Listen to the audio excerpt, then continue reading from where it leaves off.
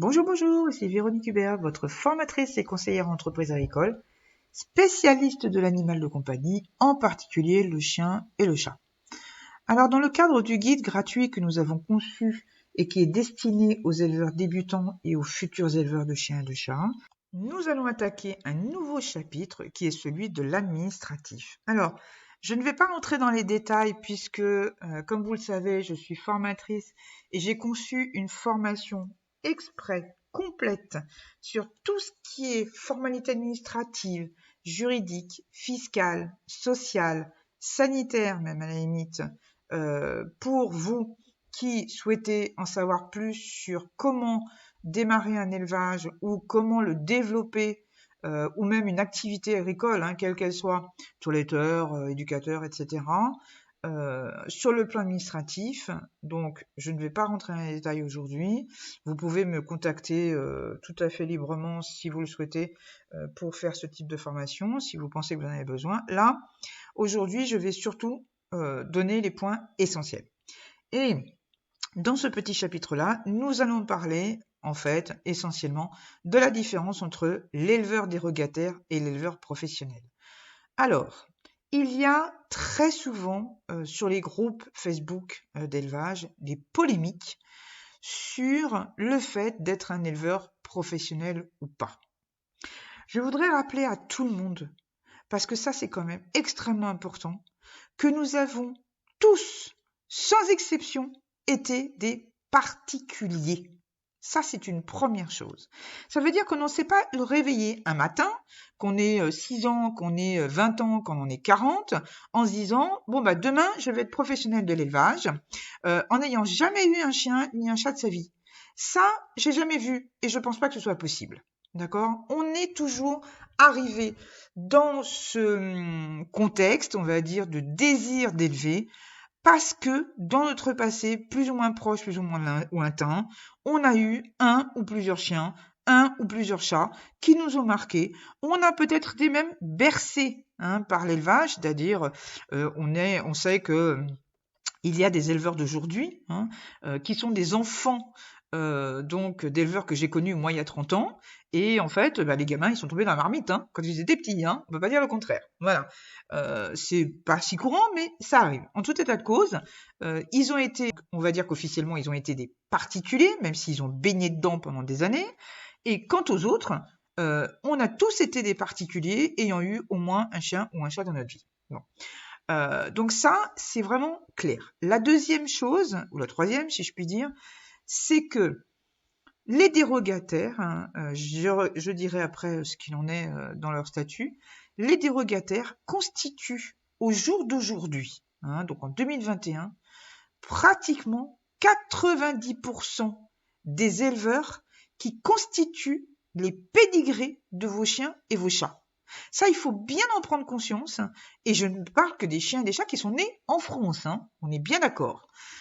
Si on parle de ce qui se passe à l'étranger, dans la mesure où, alors je ne sais pas s'ils ont un statut professionnel comme ici, mais en tout état de cause, beaucoup de chiens et de chats qui sont nés à l'étranger et donc qui ont pu être importés ici en France ou qui ont été utilisés sur place, par exemple des éleveurs français qui seraient à la SAI, là-bas, eh bien, sont nés et sont restés chez des éleveurs, des petits éleveurs qui n'avaient rien d'une usine et qui faisaient autre chose de leurs 10 doigts que d'élever des chiens et des chats. Donc, on pourrait les assimiler des dérogataires comme ici, d'accord? Voilà. Donc, ça, il faut que ce soit bien clair dans la tête des éleveurs qui disent « Oui, moi, je veux pas vendre un chien ou un chat à quelqu'un qui n'est pas pro. » Eh oui, t'as démarré comment, toi?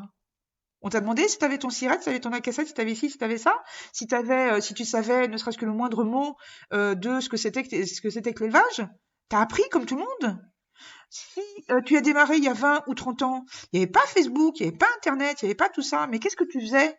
Tu empoisonnais les éleveurs le soir au téléphone à demander plein d'infos, tu allais sur les forums, même si c'est pas trop tard, donc il y a 15-20 ans, sur les forums, et tu posais toutes tes questions. Et puis sinon, si tu étais intéressé par les expos ou les concours de travail pour le chien, tu allais discuter avec les éleveurs et tu posais toutes tes questions.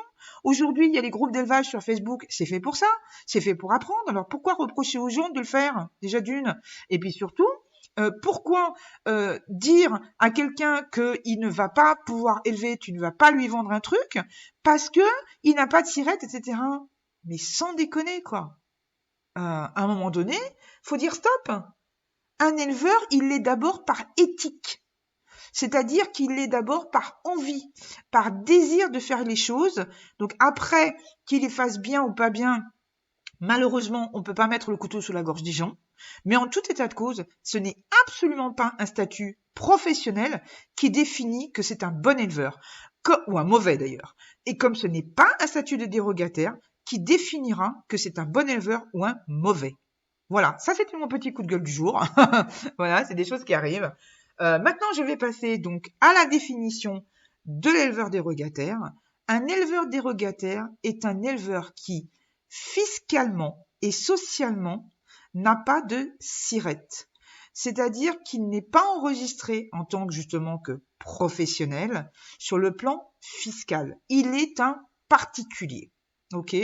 Donc ça veut dire que légalement parlant, il a le droit, par dérogation, de produire et de vendre surtout, parce que ça, c'est vraiment très important.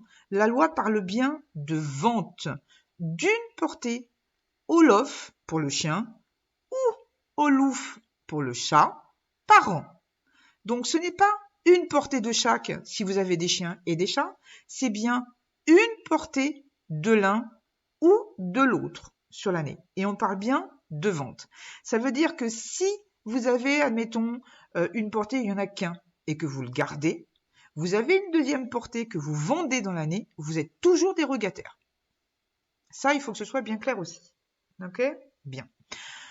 Un éleveur professionnel, eh bien, à contrario, c'est un éleveur qui a un SIRET, donc qui est enregistré sur le plan fiscal en ayant un numéro d'immatriculation qui le suivra d'ailleurs toute sa vie, quelle que soit l'activité qu'il fera plus tard, qu'il fasse de l'élevage ou pas encore, ou qu'il fasse des choses à côté, peu importe, il sera enregistré comme tel au niveau fiscal et donc il sera déclaré comme professionnel.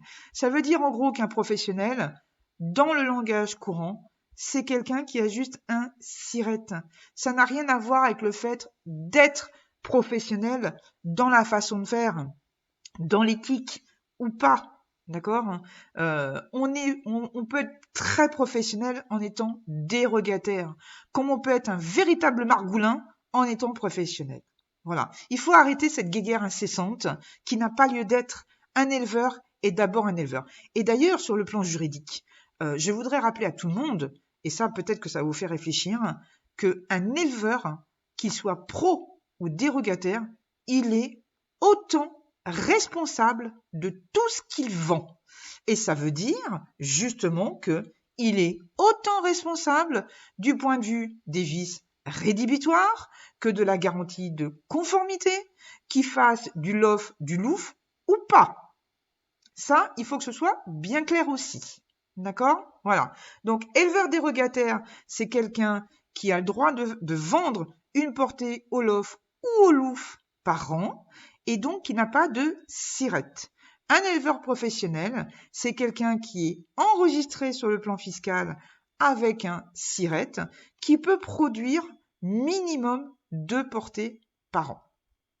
Minimum. Mais il peut, il n'est pas obligé. S'il a envie d'en produire une tous les 5 ans, il en a tout à fait le droit. S'il a envie d'en faire 10 par mois, il en a tout à fait le droit aussi. Ok? Voilà. Donc, le dérogataire, dans ce sens aussi, n'oubliez pas qu'on parle bien d'une portée au lof ou au louf par an. À partir du moment où il fait du chiot ou du chaton sans lof ou sans louf, ou qu'il fait 2 portées dans l'année, il n'est plus dérogataire. Alors justement, il y a un terme qu'il faut retirer de votre langage dès que vous parlez de professionnel, même si vous ne faites qu'une portée par an, qu'elle soit au lof ou au louf, à partir du moment où vous avez un SIRET, vous n'êtes plus dérogataire. La dérogation n'est faite que pour ceux qui n'ont pas de SIRET. D'accord ? Voilà. Eh bien, écoutez, j'espère que ces petites indications et précisions vous auront été utiles. Je vous souhaite une excellente soirée et je vous donne rendez-vous au prochain épisode.